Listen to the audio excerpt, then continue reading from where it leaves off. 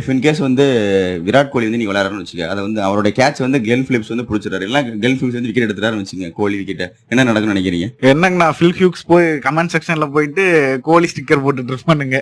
Philips Australian cricket player இறந்துட்டாருல, அவரு சொர்க்கத்துல இருந்து பாத்துட்டு இருப்பாரு. அவர் கமெண்ட் செக்ஷன்ல போய் கதறிட்டு இருக்கானுங்களா? இன்னொரு சோகமான விஷயம் என்னன்னா, உண்மையாலுமே சொல்றேன், பெரிய ஒரு லெஜெண்ட் வந்து ரிட்டையர் இருக்காரு. டெம்பா பவுமா ரிட்டையர் ஆயிட்டானா? கன்ஃபார்மா? சிவாஜி செத்துட்டானா? இல்ல, நான் சொன்னேன் அது உண்மையா பொய்யான்னு சொன்னேன்ல நானு. டெம்பா பவுமா வந்து ரிட்டையர் ஆயிட்டாரு. ஆஸ்திரேலியன் கேப்டன் ஸ்டீவன் ஸ்மித் வந்து ரிட்டையர் ஆயிட்டாரு. ஸோ நல்ல பேட்ஸ்மேன் தான், ஏன் திடீர்னு ரிட்டையர் ஆனாருன்னு தெரியல, என்ன யோசிச்சாருன்னு தெரியல. இவனுங்களோட மாரடிக்கிறதுக்கு நான் கம்முன்னு ரிட்டையர் ஆகிட்டே போயிடுறேன் அப்படின்ற மாதிரி ரிட்டையர் ஆகிட்டு போயிட்டாருன்னு நினைக்கிறேன். ஐயோ, ஒரு பைத்தியக்கார பைலட் அந்த மாட்டிட்டு படுற பாடு. சரி என்ன ரொம்ப திட்டவும் முடியல.